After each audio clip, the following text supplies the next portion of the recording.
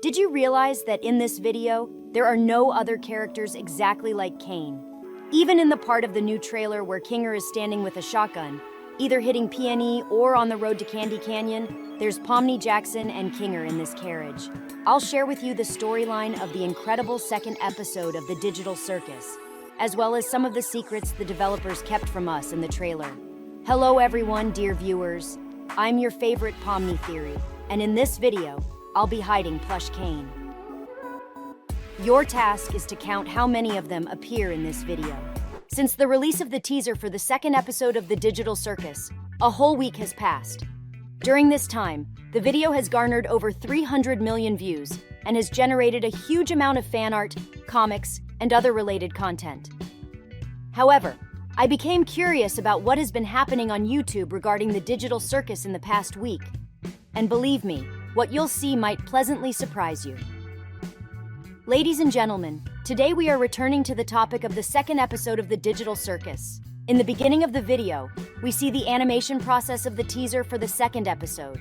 It shows how frame by frame the animation was created, and leaks of this animation process seemingly made their way onto the internet. However, many didn't believe that these were real leaks. As it turns out, they were genuine, and animators worked frame by frame on the production. This process involves repeatedly setting up characters and other elements thousands of times throughout the episode. And then we wonder why episodes are released only once a year. I think if there were 10 or 20 animators on the team, they could potentially release episodes every 3 or 4 months. But I'm not a professional animator, and perhaps it's not as simple as it seems. Nevertheless, considering that the previous episode gathered almost 30 million views, they will likely find the funds for animators. This is not even taking into account the active merch sales that they are currently engaged in. To ensure interaction with people, despite his aversion to humans and the absence of a social media presence at the Digital Circus, Kinger faces the challenge of connecting with others. This is where I believe the wooden NPCs play a crucial role. However, given that Kinger couldn't defend himself in real life, it prompts the question of why he is equipped with a shotgun. The reason behind him hitting PNE remains unclear, as Kinger is not typically portrayed as an adversary in the storyline. There is a theory suggesting that Kinger may be suffering from schizophrenia, explaining his agitated and uneasy behavior in the Digital Circus. In the dimly lit setting of this scene, it's important to note that anyone else could have been present instead of POMNI. If Kinger did defeat POMNI, it might not have been him, but rather a manifestation of his illness. On the other hand, even though POMNI's silhouette is recognizable, it may not have been her. I'm curious about your thoughts on this matter, and who the character in question might actually be. Share your thoughts in the comments section. I'd like to delve into the storyline of the fantastic second episode of the Digital Circus. During the carriage ride to Candy Canyon, I primarily noticed POMNI, Jackson, and Kinger, raising the question of the whereabouts of other characters. I have a couple of theories regarding this. The most apparent one is that we will head to Candy Canyon immediately after Jax, PNE, and Kinger arrive, or they might have already reached there. Alternatively, since the carriage has sufficient room, all characters could potentially be present.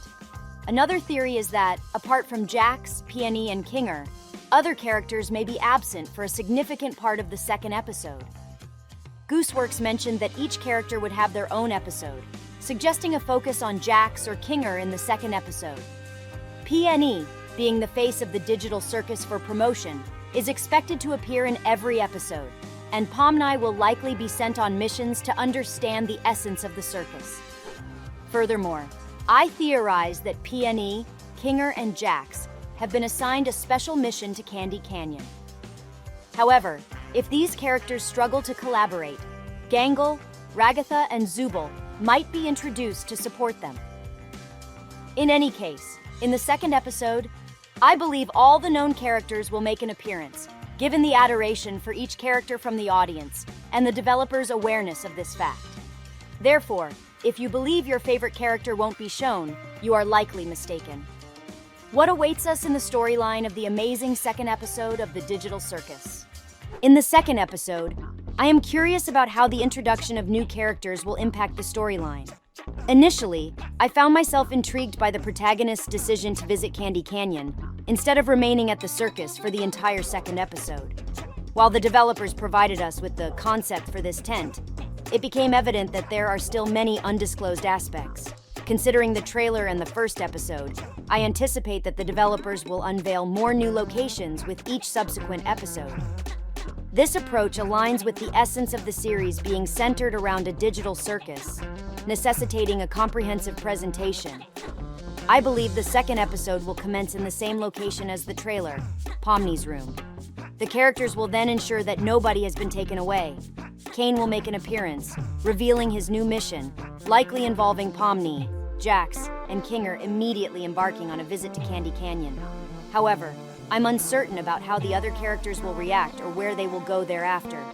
Depending on the tasks the characters need to complete, they may encounter more dinosaurs akin to Jax, who might find time to work at a fast food restaurant, reminiscent of McDonald's. I anticipate no issues, especially since Gooseworks introduced us to the Jello dinosaur in Candy Canyon, somewhat resembling a sheriff. In the general plot, Kinger will procure a shotgun from somewhere and be tasked with defeating POMNI. There's a possibility that POMNI, Jax, and Kinger will remain in the sugar quarry for multiple episodes, and other characters will need to come to their rescue.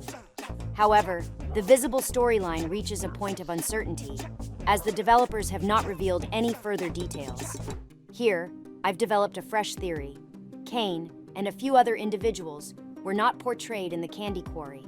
Kane is also not held responsible for the candy quarry.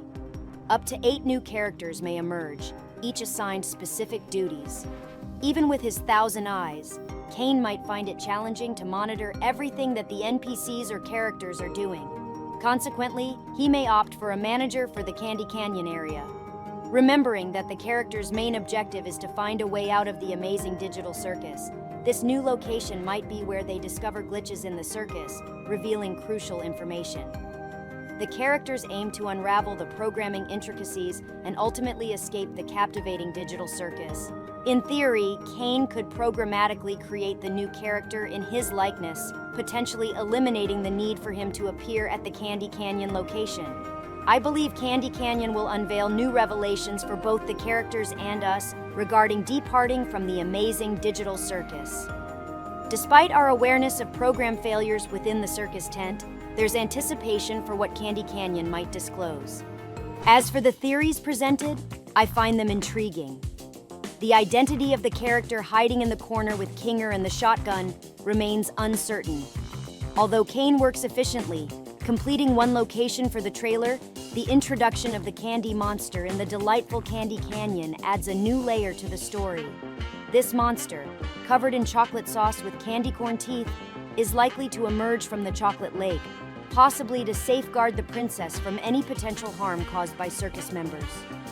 The subsequent events involving the candy monster, whether he turns out to be amicable or faces an unforeseen fate, remain uncertain.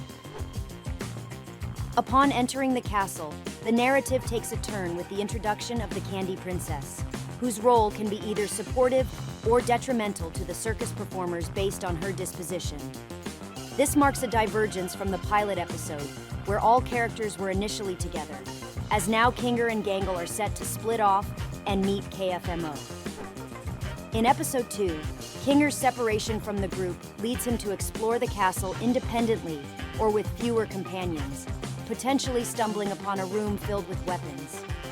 Given Kinger's unpredictable nature, he might acquire a shotgun, reminiscent of his actions in the pilot episode. Assuming Kinger is a positive character, his actions suggest that whatever he killed was either malevolent or posed a threat to him.